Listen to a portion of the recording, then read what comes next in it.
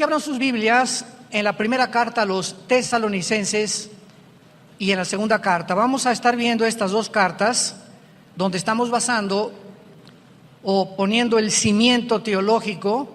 Pablo en estas dos cartas, fíjense todo el contenido de estas dos cartas, les enseña también la aparición del anticristo, la gran tribulación que iba a venir al mundo y la segunda venida de Jesucristo. Pero al introducirnos en el estudio de estas dos cartas, tenemos que tener muchísimo cuidado por las frases, la terminología, las palabras que han dado pie a una enorme cantidad de controversias acerca del programa profético de Dios. ¿Qué quiero decir? Bueno, hay cristianos que creen que el rapto y la segunda venida es el mismo evento y que sucede al final después de la tribulación. Hay otros cristianos que se llaman amilienistas, que creen que el milenio, no, que ya estamos en el milenio y que todas las profecías ya se cumplieron, que la semana 70 de Daniel ya se cumplió, etcétera, etcétera. Hay otros que siguen la línea del post-tribulacionismo, que creen que hasta después del milenio viene Jesucristo, y otros después de la tribulación. La iglesia de Tesalónica se encontraba con esta confusión y es absolutamente lógico porque ellos no tenían lo que tenemos ahora de información, como lo vamos a ver de una forma detallada. Entonces Pablo tuvo que salir de Tesalónica por la persecución y más tarde les manda estas dos cartas porque le comenzaron a llegar mensajes de los cristianos de Tesalónica que creían que ya estaban en la tribulación. Qué tremendo, ¿no? Ya creían los cristianos por la persecución tan recia que había del Imperio Romano contra los cristianos que estaban en la gran tribulación. Entonces Pablo en la primera carta les da a conocer el arrebatamiento de la iglesia en el capítulo 4, versículo 16 al 17. Cuando les dice: el Señor mismo con voz de mando, con voz de arcángel, con trompeta de Dios, descenderá del cielo y los muertos en Cristo resucitarán primero. Quiero que observen en este simple versículo la frase en Cristo. Los muertos en Cristo. Siempre que tú veas en el Nuevo Testamento, tú como un buen estudiante de teología y de la Biblia, la frase en Cristo, que se repite muchísimas veces en la carta a los Efesios, significa los que estamos injertados, unidos, amalgamados en el cuerpo de Cristo mediante el bautismo del Espíritu Santo. Como dice 1 Corintios 12:13, todos hemos sido bautizados por el mismo Espíritu en el cuerpo de Cristo. En otras palabras, cuando tú recibiste a Cristo como tu Salvador, en ese momento naciste de nuevo, sin que tú ni siquiera lo hayas experimentado o sentido. Lo creemos por fe. Ha habido una resurrección de tu espíritu dentro de ti a la vida espiritual, porque antes estábamos muertos, separados de Dios espiritualmente. Cuando recibiste a Cristo, fuiste regenerado, cambiado completamente de naturaleza. Fuimos transportados en ese momento de un reino a otro reino, del reino de las tinieblas al reino de la luz admirable de Jesucristo, como lo dice Colosenses capítulo 1. Y en tercer lugar, fuimos bautizados con el Espíritu Santo en el momento de nuestra conversión, no después. Porque por muchos años vamos a ver lo que es la apostasía. Durante los últimos, yo diría 30, 40 años, se comenzó a enseñar en las iglesias: pasen aquí al frente los que quieran ser bautizados con el Espíritu Santo. Entonces la cristiandad se dividió en dos. En otras palabras, se estaba dando a entender que hay cristianos que son cristianos, pero había otros cristianos que les faltaba algo. Eres cristiano, pero te falta una experiencia. que necesitas tener, que es el bautismo del Espíritu Santo. Cuando la Biblia nos demuestra con una claridad absoluta que el bautismo del Espíritu Santo es lo que nos hace cristianos. ¡Qué barbaridad!, ¿no? Y se comenzó a enseñar porque se convirtió en una tradición, porque la mayor parte de las iglesias lo comenzaron a proclamar, sin haber estudiado profundamente esto y basándose desde luego en algunos versículos nada más del libro de los Hechos, cuando el libro de los Hechos no es un libro doctrinal, es un libro narrativo que narra la experiencia o la transición entre el judaísmo y el cristianismo. Es un libro que nos muestra de qué forma los apóstoles que eran judíos, Cristo fue judío, estaban completamente confundidos porque las promesas eran para Israel. Jesús lo dijo cuando vino en los evangelios: he venido a buscar a las ovejas perdidas de Israel, porque los 4 evangelios pertenecen al Antiguo Testamento. El Nuevo Testamento comienza en Hechos 2 con el bautismo del Espíritu Santo y el nacimiento de la iglesia. Entonces, los hechos que suceden en el libro de los Hechos no son una enseñanza doctrinal que los apóstoles explican en sus cartas, primera y segunda de Timoteo, Gálatas, Colosenses, Efesios, Filipenses, las primeras cartas de Pedro, explican lo que pasó en los hechos y nos enseñan, ¿verdad?, que estas cosas que sucedieron en los hechos fueron algo que Dios permitió porque la iglesia estaba comenzando a mezclarse con el judaísmo con la iglesia. Tenían que separar los apóstoles lo que Moisés enseñaba de muchas cosas de lo que Jesús enseñaba, y esto se resolvió con el primer concilio de la iglesia en Hechos capítulo 15. Ahí se juntaron todos los apóstoles y tenían que determinar qué cosas del Antiguo Testamento estaban vigentes y qué cosas del Antiguo Testamento ya quedaban obsoletas. Y la conclusión a la que llegaron fue la siguiente: no hay nada en el Antiguo Testamento, esto es muy importante, abran sus oídos, no hay nada en el Antiguo Testamento que en el Antiguo Testamento era obligatorio, que ahora en el Nuevo Testamento sea lo mismo. En otras palabras, ahora nosotros vivimos bajo la ley de la libertad en Cristo Jesús. Y ahora no es obligatorio nada absolutamente en el Nuevo Testamento. Un ejemplo: en el Antiguo Testamento el diezmo era obligatorio, lo tenían que dar a fuerza. Y cuando pasamos al Nuevo Testamento, 2 de Corintios capítulo 9, cada quien dé como propuso en su corazón, no a fuerza, no por obligación. Si no te nace del corazón darle a Dios, y si en el Antiguo Testamento fue el diezmo, con toda la lógica del mundo, bajo el Nuevo Testamento, con mejores promesas, mejor pacto, un Salvador que vino al mundo y ya pagó por el pecado, ¿cómo voy a seguir bajo la ley dando solamente el 10%? Ahora es el 15, el 20, el 30, el 40, el 50, como tu corazón lo diga. Y mientras más salud espiritual tengas, más darás, porque lo das con alegría. Ya no lo das porque tengo que dar esto y ahí va. Mejor no des nada. Hay otros que siquiera, y esto es verdad, hay muchas personas que han dado su diezmo, ¿verdad?, basados en el Antiguo Testamento, y al mes regresan y quieren que se los regrese.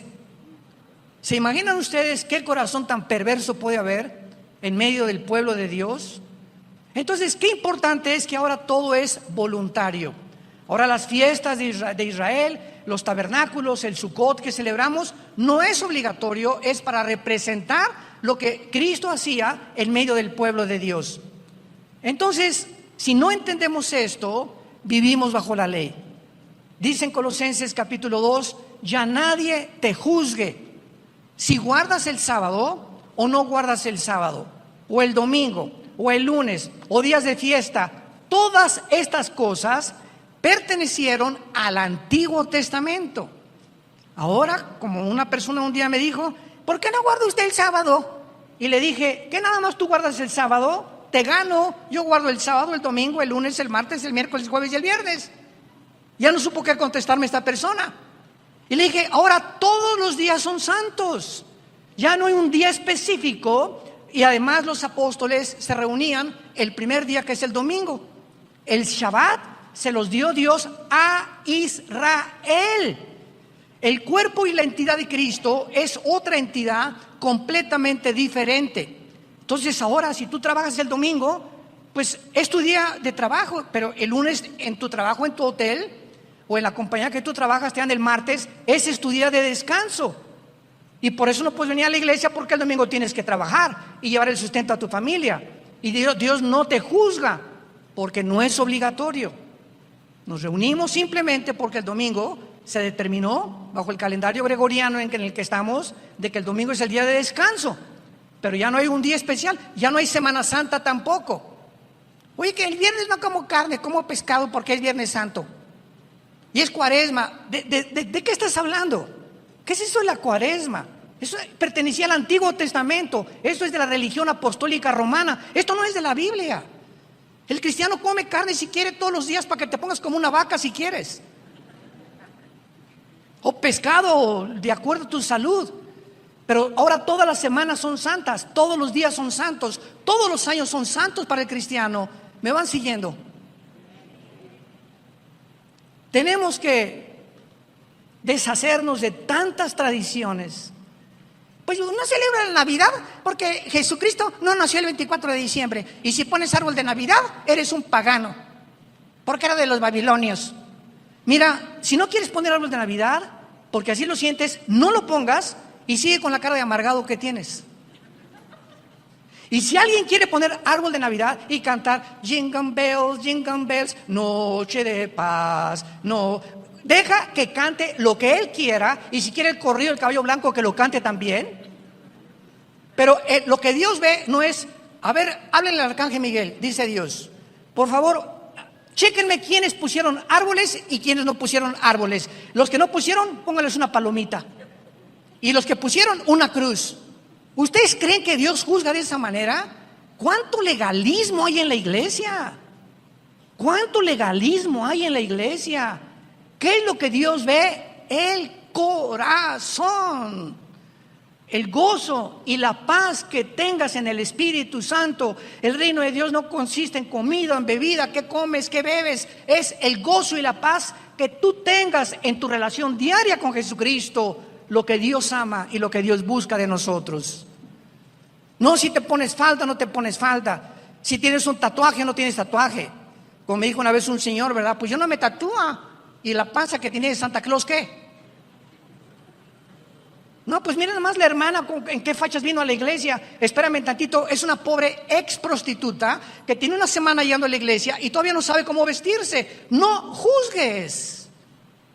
¿Ya ves cómo se pintarrajeó? Parece Cleopatra. Y tú no sabes las razones que se encuentran detrás de esa persona que a lo mejor tiene 2 semanas y no ha aprendido cómo poder vestirse, cómo maquillarse de acuerdo a la cultura que ya Cristo quiere que nosotros tengamos. Que no traigamos la atención sobre nuestro cuerpo ni nuestra cara tampoco. Entonces tenemos que crecer y madurar santos de Dios. Tenemos que entender qué es lo que Dios ama, qué es lo que Dios busca. ¿Qué es lo importante ante sus ojos? Y dejarnos ya de tantas tonterías que ya, por el amor de Dios, si tienes 5 o 10 años en Cristo, tienes que crecer y madurar. Muy bien. Entonces, cuando Pablo dice en primera de Tesalonicenses 4:16, los muertos en Cristo resucitarán primero, esto significa la primera lección que vamos a aprender.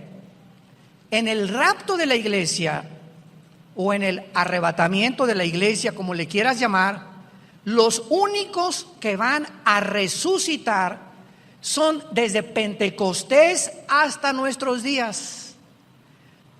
todos los que estamos en Cristo, en el cuerpo de Cristo. Antes de Cristo, Israel no estaba en el cuerpo del Hijo de Dios. Dice Efesios capítulo 2, que ahora Dios ha unido Israel y la iglesia, y ya no hay griego, judío, italiano, mexicano. Ahora se formó un nuevo hombre. Este nuevo hombre, este nuevo cuerpo no existía antes de la cruz.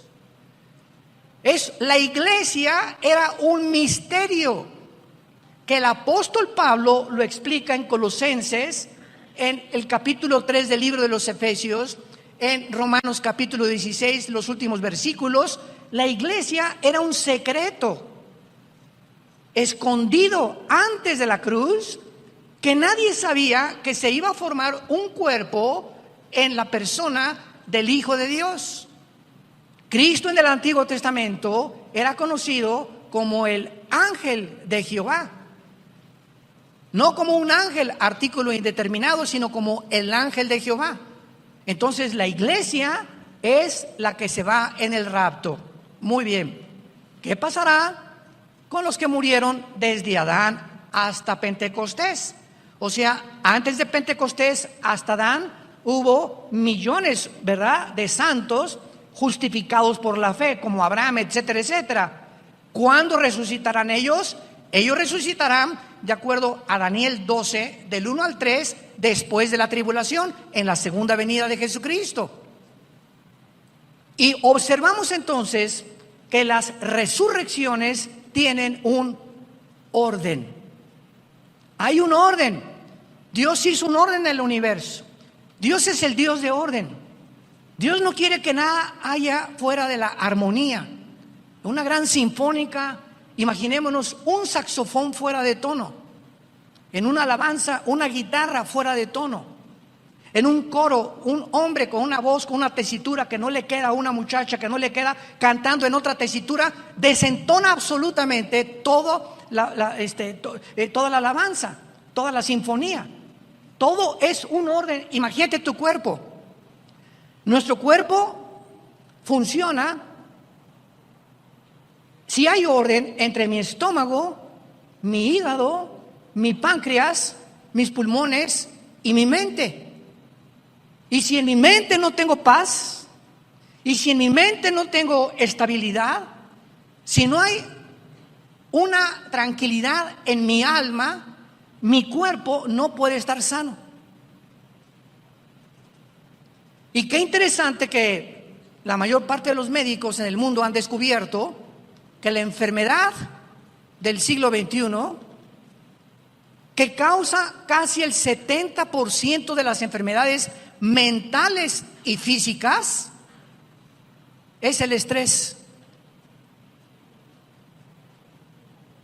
¿Ustedes creen que es coincidencia que todo este año pasado y parte de este año nunca han habido más suicidios, divorcios, problemas mentales de los niños, de los jóvenes, como en el Japón, que se suicidan 2, 3 al mes, jóvenes menores de 18, 20 años de edad, drogadicción, por todo lo que el mundo ha atravesado con la famosa pandemia que hemos todos vivido? Qué impresionante que lo que ha enfermado más al mundo ha sido el miedo. El miedo es el arma favorita de Satanás. ¿Qué fue las palabras que Jesucristo nos dio? ¿Qué antídoto Jesús nos dio hace 2000 años? Que precisamente lo que necesitamos en el siglo XXI, mi paz les dejo, mi paz les doy. Shalom. Shalom. Resucitando los discípulos que iban al camino de Maús, se encuentran con Jesús, no lo reconocen y lo primero que les dicen, Lucas 24, Shalom.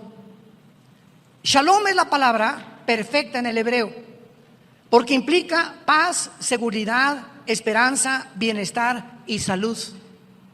Cuando tú tienes paz, Hay armonía en todos tus órganos dentro de tu cuerpo.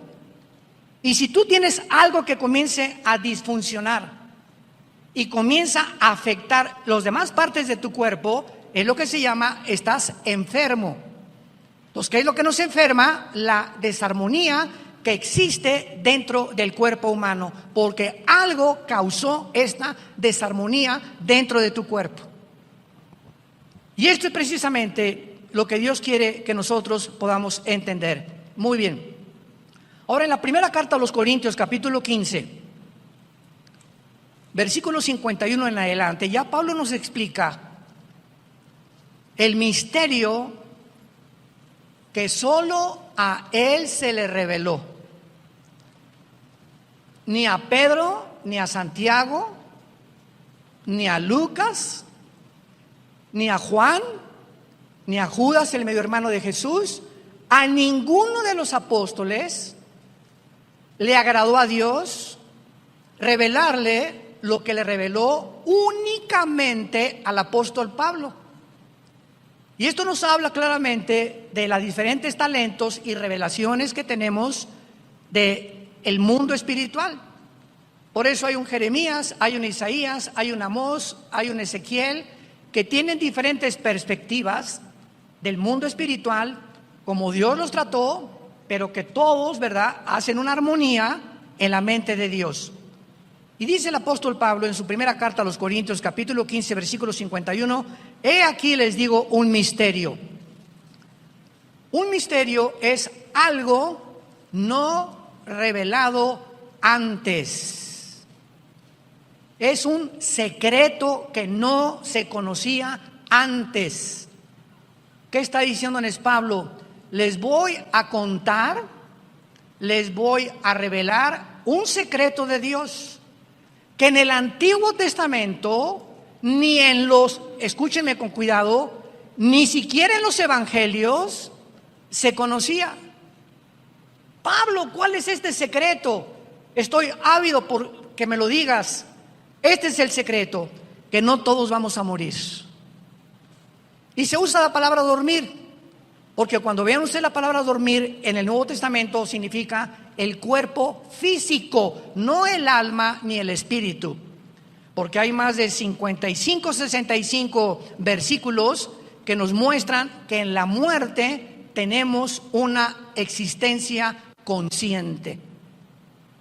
Como en el quinto sello en Apocalipsis capítulo 6, vi las almas de los que habían muerto en el cielo hablando, platicando con Dios. Entonces, Pablo nos dice, este es el secreto, que va a haber una generación de seres humanos que no van a morir. Oye, Pablo, pero ¿qué acaso esto no contradice Hebreos 9:27, que dice, está establecido a los hombres que mueran una sola vez y después el juicio?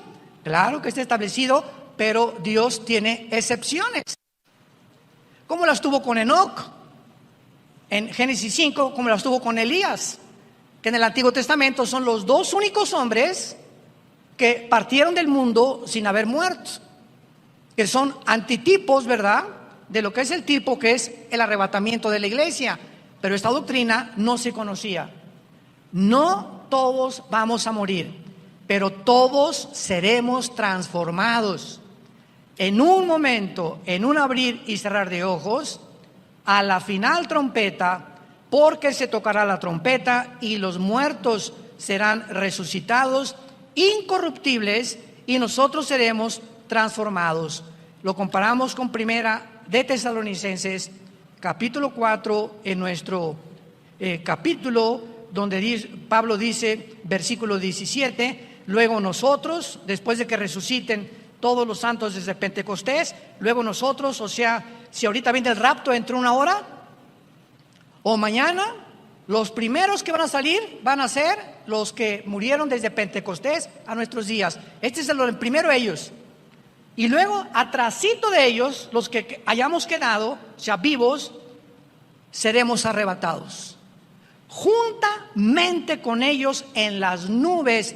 En las nubes. Cristo en el rapto no baja al mundo. Cristo en el rapto no baja a juzgar al mundo. Cristo en el rapto no baja a destruir al anticristo.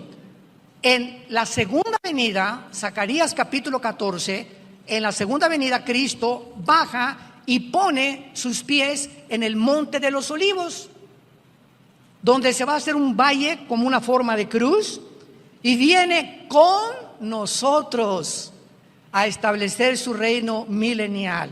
En el rapto nos saca del mundo y en la segunda venida viene con nosotros después de los 7 años de la tribulación. Entonces, si estamos ahorita manejando, comiéndote tu torta entre 2-3 horas, o mañana estás en Chapultepec corriendo, etcétera, etcétera, y viene el rapto, la ropa de todos nosotros se cae en el suelo, con la cosa que traes aquí en la boca.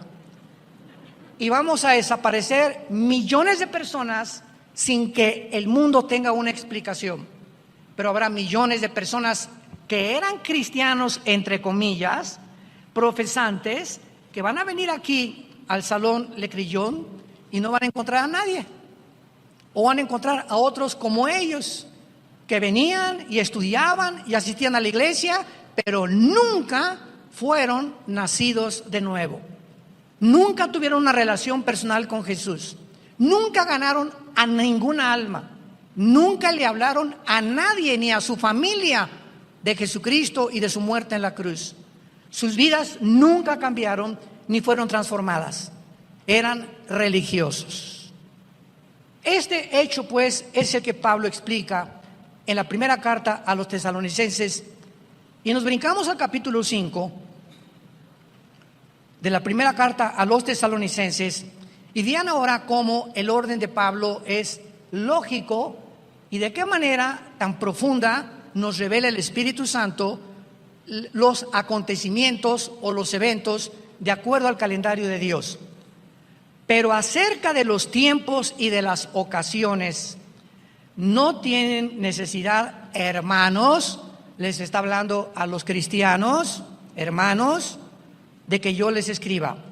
Porque ustedes, ¿quiénes son ustedes? Los cristianos. Ustedes saben perfectamente que el día del Señor vendrá como ladrón en la noche. Pablo introduce una frase que se repite 4 veces en todo el Nuevo Testamento y se llama el día del Señor. El día del Señor, apúntalo, siempre tanto en el Antiguo Testamento como en el Nuevo Testamento se refiere a los 7 años de la tribulación. Veamos rápidamente estas veces que se repite el día del Señor. Por ejemplo, en 2 de Pedro, capítulo 3, versículo 10. Pero el día del Señor vendrá como ladrón en la noche, en el cual los cielos pasarán con grande estruendo, los elementos ardiendo serán deshechos, y la tierra y las obras que en ella hay serán quemadas. ¿De qué está hablando el apóstol Pedro? Del final de la tribulación, cuando todo sea quemado para que podamos entrar a reinar en este mundo. Brincamos a Apocalipsis capítulo 1, versículo 10. Yo estaba en el Espíritu, ¿cuándo? En el día del Señor. Muchos creen que aquí Juan está diciendo, yo estaba el domingo, en el día del Señor. Cuando Juan dice, yo estaba en el Espíritu en el día del Señor, él está diciendo, lo que les voy a revelar ahorita, que es todo el Apocalipsis, me fue dado por el Espíritu Santo, y yo me encontraba en el tiempo de la tribulación, que es lo que habla todo el Apocalipsis. El Apocalipsis, después del capítulo 4, que la iglesia ya no vuelve a aparecer, menciona 21 juicios, 7 de sellos, 7 de las trompetas y 7 de las copas. 7 por 3, 21. 21 juicios que caerán sobre el mundo de parte de Dios. Y Dios no nos ha puesto, lo vamos a ver después, para la ira. No nos ha puesto para que estemos esperando al anticristo. Nos ha puesto para que seamos consolados esta mañana y sepamos que ya no tarda venir por nosotros. Muy bien. Regresamos a Primera de Tesalonicenses 5 y vemos ya a qué se refiere Pablo cuando dice, Ustedes saben perfectamente que el día del Señor vendrá como ladrón en la noche, que cuando digan paz y seguridad, vendrá sobre ellos. ¿Quiénes son ellos? Los que no son cristianos. Ya no está hablando de los cristianos. Vean los verbos. Primero nos habla a nosotros, ustedes hermanos cristianos, pero vendrá sobre ellos, sobre otra clase de seres humanos. Ya no está hablando de la iglesia. Vendrá sobre ellos destrucción repentina. ¿Qué significa que cuando digan paz y seguridad? Precisamente la tribulación comienza cuando el anticristo, como lo vamos a ver en la segunda carta, confirme un pacto por 7 años con los judíos. Daniel 9, 27. Y él va a decir paz al mundo, y los judíos confiados en que les va a permitir reconstruir el templo, que ya casi llega este momento. Entonces, a los 3 años y medio, a la mitad de la tribulación, el anticristo los traicionará y vendrá destrucción repentina. Entonces, Pablo está diciendo lo que dijo Daniel y lo que el mismo Señor Jesucristo dijo en Mateo 24, versículo 15. Cuando vean la abominación desoladora que habló el profeta Daniel, huyan, escápense de Judá, porque vendrá tribulación como nunca la ha habido antes en el mundo.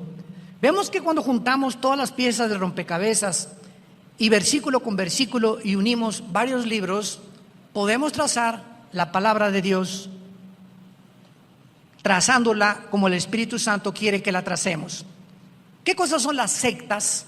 Son grupos que sacan un versículo u otro pasaje sin tomar en consideración las demás partes de la Biblia y forman doctrinas falsas, como la del sábado, ¿verdad? Hay cristianos legalistas sabáticos, como los mormones que te dicen que somos dioses todos y que Cristo no fue Dios, como los testigos de Jehová que no creen en el infierno, y así cada secta usa un versículo y te lo pone así en la cara, y cuando tú conoces la Biblia les enseñas y les dices lo que le dijo Satanás, lo que le dijo Cristo a Satanás en Mateo 4 del 1 al 10.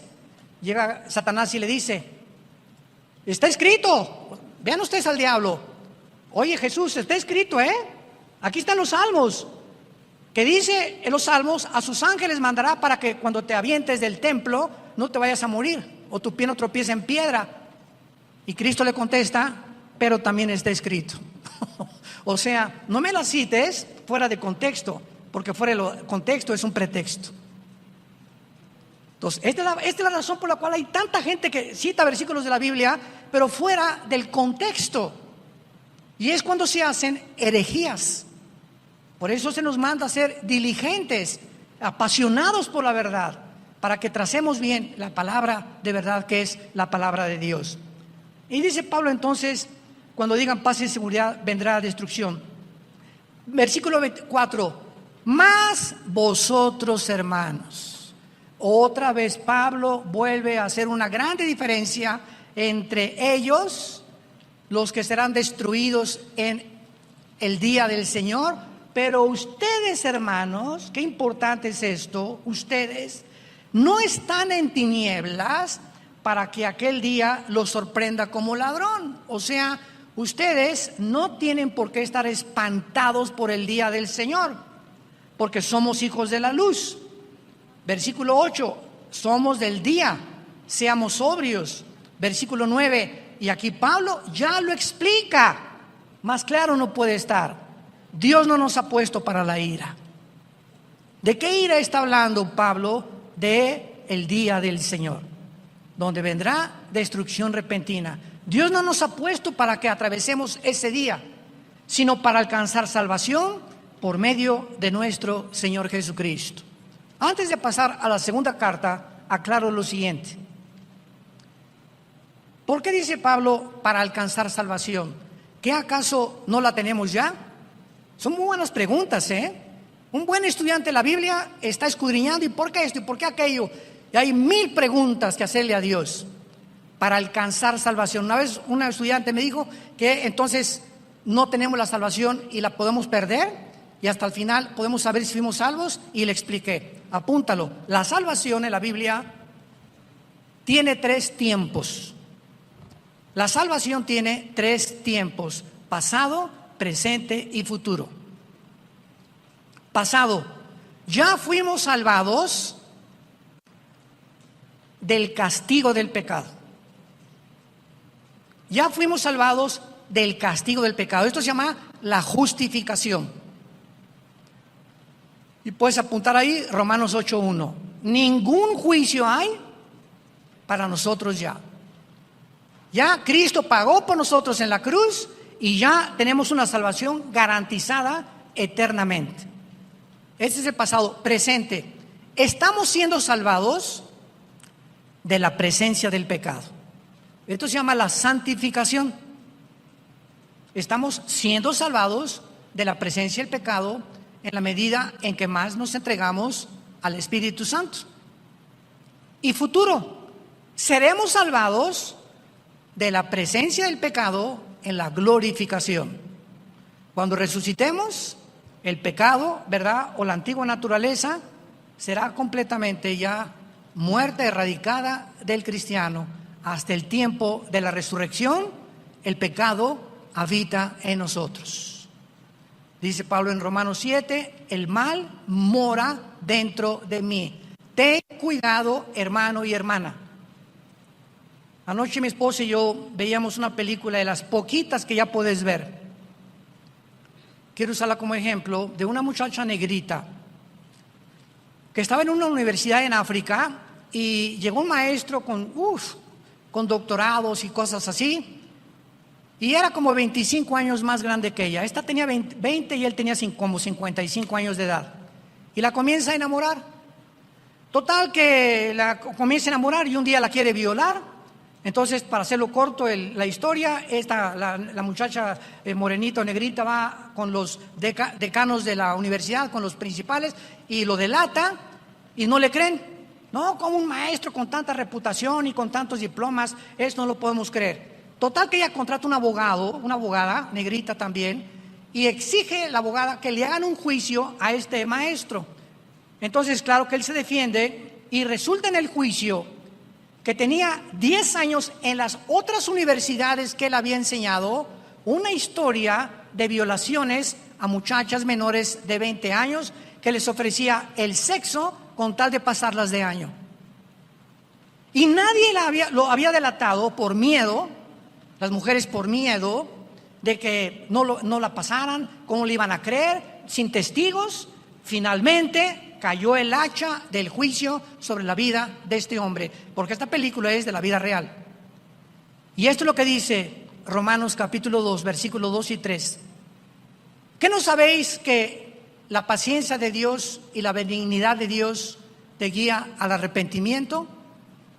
Yo le dije a mi esposa cuando acabó esa película, conozco muchas personas que las está juzgando Dios ya, que traían una historia de hace 10 años, 5 años, de abusos sexuales, etcétera, etcétera, o de otra índole, y que como no pasaba nada, creían que Dios lo había olvidado, y Dios no puede ser engañado. Muchos de ustedes que me escuchan o a través de los medios de masivos, tal vez tengas una vida en la que tú crees, o pecados escondidos, que los sigues cometiendo, y como no te ha pasado nada, crees que ya Dios no ve. Y quiero decirte algo: tarde o temprano cae el hacha sobre el árbol, y todo árbol que no da fruto, Mateo capítulo 3, será cortado. Y Dios está usando esta época que estamos viviendo para meter el hacha y cortar vidas de organizaciones y de personas que Dios les había hablado anteriormente y que se burlaron de él. Finalmente, tus pecados te alcanzarán, dice la Biblia.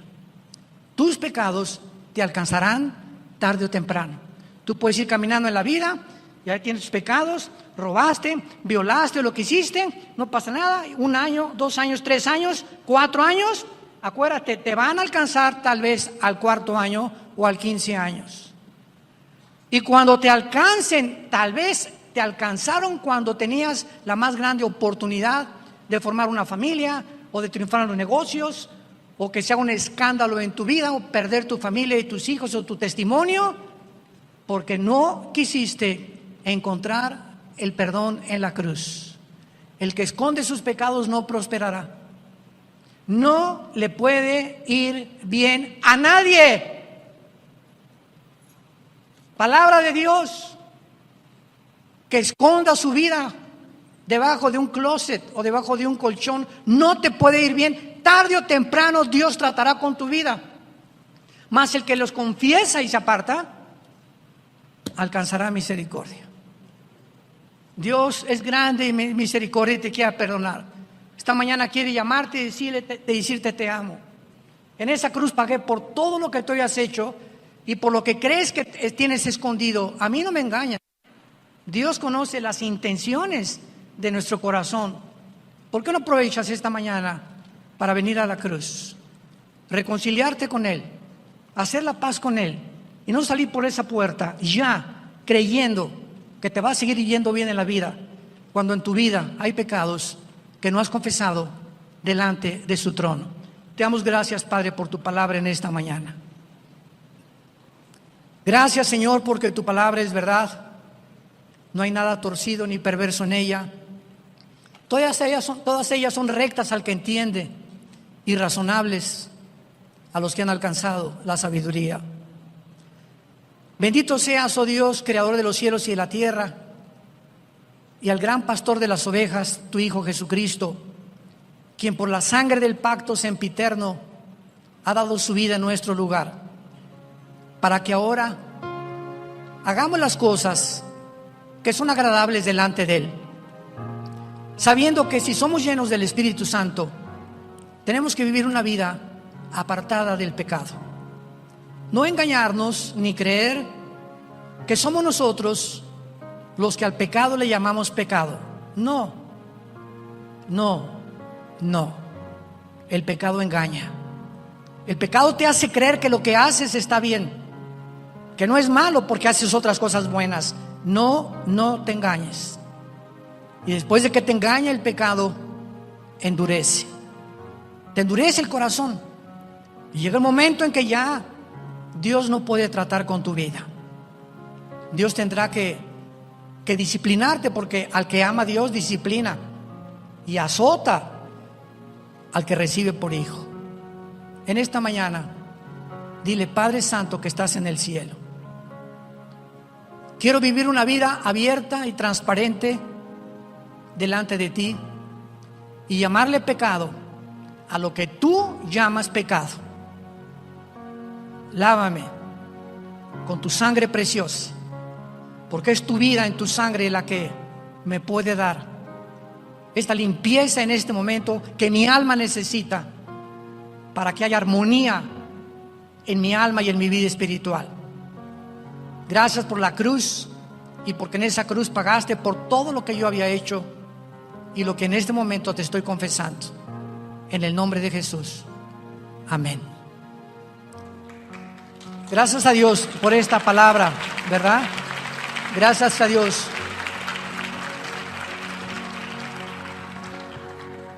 Esta palabra debe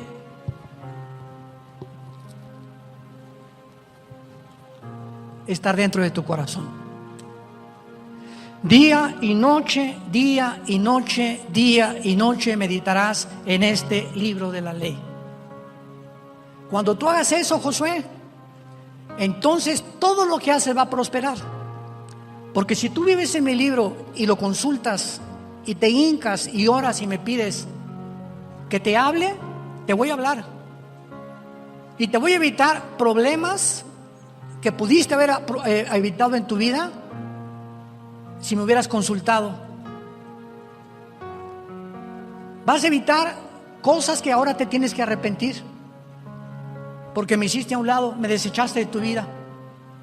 Pero el diablo, esto es lo que él quiere. Cuando el diablo haga esto en tu vida y saque de ti la palabra de Dios, y en lugar de la Biblia oigas a tu amigo, a tu amiga, a tu comadre, al brujo, a los astrólogos, a las opiniones del mundo, es cuando te sales y cuando te das cuenta. Si eres cristiano, viene el hacha del juicio a tu vida tarde o temprano, porque Dios al que ama disciplina. Y finalmente, si eres cristiano y no te arrepientes, porque los hay, pero tienes la salvación, ¿qué pasa? Dios te lleva a casa antes de tiempo. Se llama el pecado de muerte en 1 Juan 5, Santiago capítulo 5. El pecado de muerte es el pecado que un cristiano, siendo salvo, no se ha arrepentido, ni se quiere arrepentir, y solo Dios sabe que ya no te vas a arrepentir. Está tan duro tu corazón, y antes de que por tu vida el evangelio sea blasfemado, Dios te lleva a casa antes de tiempo. Tenemos la oportunidad de vivir una vida en abundancia, una vida de santidad, una vida de testimonio, y más en los días en los que los caballos del Apocalipsis ya se escuchan en el cielo y el novio ya está en la puerta tocándonos. Vengo por ti. Prepárense, preparémonos para encontrarnos con el Señor. Que tengan mucha paz.